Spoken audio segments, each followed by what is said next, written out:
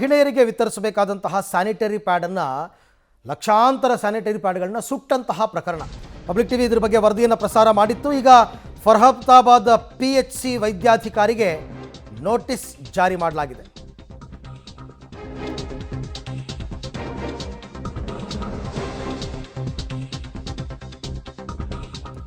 Primary health ಸೆಂಟರ್ನಲ್ಲಿ ಮಹಿಳೆಯರಿಗೆ ವಿತರಿಸಬೇಕಾದ sanitary pad ಸುಟ್ಟಂತಹ ಪ್ರಕರಣ ಪಬ್ಲಿಕ್ ಟಿವಿ ವರದಿ ಬೆನ್ನಲ್ಲೇ ಈಗ ಆರೋಗ್ಯ ಇಲಾಖೆ ಎಚ್ಚೆತ್ತಿದೆ. ಫರ್ಹತಾಬಾದ್ PHC ವೈದ್ಯಾಧಿಕಾರಿಗೆ ನೋಟಿಸನ್ನು ಜಾರಿ ಮಾಡಲಾಗಿದೆ. ಕಲಬುರಗಿ THO ಡಾಕ್ಟರ್ ಮಾರುತಿ ಕಾಂಬ್ಳೆ ಅವರು ನೋಟಿಸನ್ನು ಕೊಟ್ಟಿದ್ದಾರೆ. 24 ಗಂಟೆಯಲ್ಲಿ ಉತ್ತರ ಕೊಡಬೇಕು. ಯಾಕೆ ಸುಟ್ರಿ, ಯಾಕೆ ಅದನ್ನು ವಿತರಿಸಿರಲಿಲ್ಲ, ಇದು ಪ್ರಶ್ನೆ.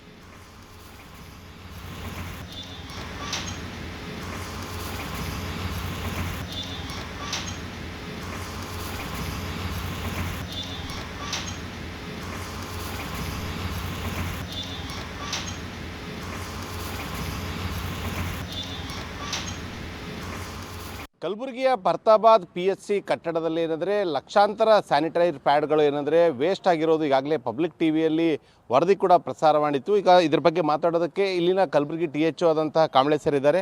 ಸರ್, ಈಗ ತಾವು ಕೂಡ ಈ ವರದಿಯನ್ನು ನೋಡಿದ್ರಿ. ಸರ್, ಏನಾಗಿದೆ ಸರ್ ಆ ಬಿಲ್ಡಿಂಗ್ನಲ್ಲಿ ಅಷ್ಟೊಂದು ಲಕ್ಷಾಂತರ ಸ್ಯಾನಿಟೈಸರ್ ಪ್ಯಾಡ್ಗಳು ವೇಸ್ಟ್ ಆಗಕ್ಕೆ ಪ್ರಮುಖ ಕಾರಣ ಏನು ಸರ್? ಯಾಕೆ ವಿತರಣೆ ಆಗಿಲ್ಲ? ಇದು ಎಜುಕೇಷನ್ ಡಿಪಾರ್ಟ್ಮೆಂಟ್ ಸ್ಯಾನಿಟರಿ ನ್ಯಾಪ್ಕಿನ್ಸ್ ಅದಾವೆ ಸರ್. ಅದು ನಮಗೆ 2017 ಸಪ್ಲೈ ಆಗಿದ್ದು. ಅವರಲ್ಲಿ ಜಾಗ ಇಲ್ಲ ಅಂಥೇಳಿ ನಮ್ಮ ಆಸ್ಪತ್ರೆಯಲ್ಲಿ ಹಳೆ ಬಿಲ್ಡಿಂಗಲ್ಲಿ ಇಟ್ಟಿದ್ರು ಸರ್. ಅದು ಅಲ್ಲಿದ್ದಂಥ ಒಬ್ಬ ಗ್ರೂಪ್ ಡಿ ಶಾಲೆಯಿಂದ ಯಾರು ಬರ್ತಾರೆ ಅವರಿಗೆ ವಿತರಣೆ ಮಾಡ್ತಿದ್ರು.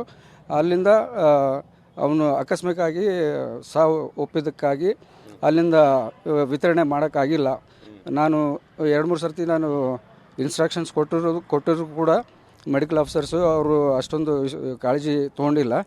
ಅವ್ರ ಮೇಲೆ ಈಗ ನಾನು ಸೂಕ್ತ ಕ್ರಮಕ್ಕಾಗಿ ನಾನು ಪತ್ರ ಬರೀತೀನಿ ಸರ್. ಈಗ ತಾವು ಹೇಳೋ ಪ್ರಕಾರ ಈಗ ಆ ಶಿಕ್ಷಣ ಇಲಾಖೆಗೆ ಸಂಬಂಧಪಟ್ಟಿದ್ದು, ಬಟ್ ಅದು ಮೂಲವಾಗಿ ತಮ್ಮ ಇಲಾಖೆ ಮುಖಾಂತರ ಅವ್ರಿಗೆ ಕೊಡಬೇಕಾಗಿತ್ತು, ಹೌದಲ್ವಾ? ಹೌದು ಸರ್, ಅದೇ ಸರ್. ನಮ್ಮ ಇಲಾಖೆಯಿಂದನೇ ಅವ್ರಿಗೆ ಸಪ್ಲೈ ಆಗಬೇಕಿತ್ತು. ಅವ್ರ ಹತ್ರ ಸ್ಥಳ ಇಲ್ಲ ಅಂತಬಿಟ್ಟು ನಮ್ಮ ಹಳೆ ಬಿಲ್ಡಿಂಗಲ್ಲಿ, ಫರ್ಹತಾಬಾದ್ ಹಳೆ ಬಿಲ್ಡಿಂಗಲ್ಲಿ ಇಟ್ಟಿದ್ರು. ಅವರೇ ಬಂದು ತೊಗೊಂಡು ಹೋಗ್ತಿದ್ರು. ಅದೇ ಅದು ಅಲ್ಲಿ ಗ್ರೂಪ್ ಡಿ ಆ ಒಂದು ಸ್ಯಾನಿಟೈಸರ್ ಪ್ಯಾಡ್ಗಳಂದರೆ 2017 ಮ್ಯಾನುಫ್ಯಾಕ್ಚರ್ ಆಗಿತ್ತು. ಅಂದರೆ 2019, 20, 21 ಕೂಡ ಅವರನ್ನು ವಿತರಣೆ ಮಾಡ್ಬೋದಾಗಿತ್ತು.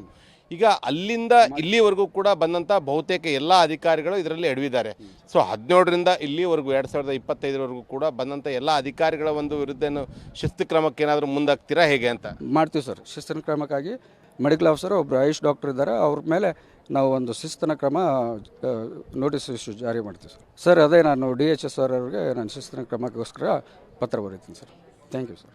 ಇದು ಏನಂದರೆ THO ಕಾಂಬ್ಳೆ ಸರ್ ಅವರ ಮಾತಾಗಿತ್ತು. ಅಂದರೆ 2017ರಿಂದ 2025 ಕೂಡ ಎಷ್ಟು ಜನ ಅಧಿಕಾರಿಗಳಲ್ಲಿ ಬಂದಿದ್ದಾರೆ, ಅವರೆಲ್ಲರ ಒಂದು ತಪ್ಪಿದೆ. ಹೀಗಾಗಿ ಆ ಒಂದು ಇಲಾಖೆಗೆ ಸಂಬಂಧಪಟ್ಟಂತಹ ಎಲ್ಲ ಅಧಿಕಾರಿಗಳ ಮೇಲೆ ಕ್ರಮ ಕೈಗೊಳ್ತೀವಿ ಅದೇ ರೀತಿಯಾಗಿ ಅದು ಶಿಕ್ಷಣ ಇಲಾಖೆಯ ಒಂದಿಷ್ಟು ಜವಾಬ್ದಾರಿಗಳು ಕೂಡ ಇತ್ತು. ಆ ಶಾಲೆಯ ಯಾರು ಶಿಕ್ಷಕರಿರ್ತಾರೆ ಅವರು ಕೂಡ ಬಂದು ಆ ಒಂದು ಸ್ಯಾನಿಟೈಸರ್ ಪ್ಯಾಡ್ಗಳನ್ನು ಪಡಿಬೇಕಾಗಿತ್ತು, ಆದರೆ ಪಡೆದಿಲ್ಲ ಅನ್ನೋ ಒಂದು ಮಾತು ಹೇಳ್ತಾ ಇದ್ದಾರೆ.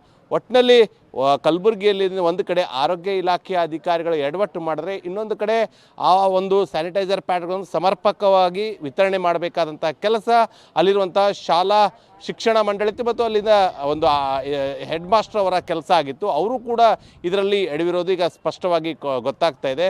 ಸೊ ಯಾವ ರೀತಿಯಾದಂತಹ ಕ್ರಮ ಮುಂದೆ ಆಗುತ್ತೆ ಎಂಬುದು ಈಗ ಕಾದು ನೋಡಬೇಕಾಗಿದೆ. ಕ್ಯಾಮರಾ ಪರ್ಸನ್ ಮನೀಶ್ ಜೊತೆಗೆ ಪ್ರವೀಣ್ ರೆಡ್ಡಿ, ಪಬ್ಲಿಕ್ ಟಿವಿ, ಕಲಬುರಗಿ.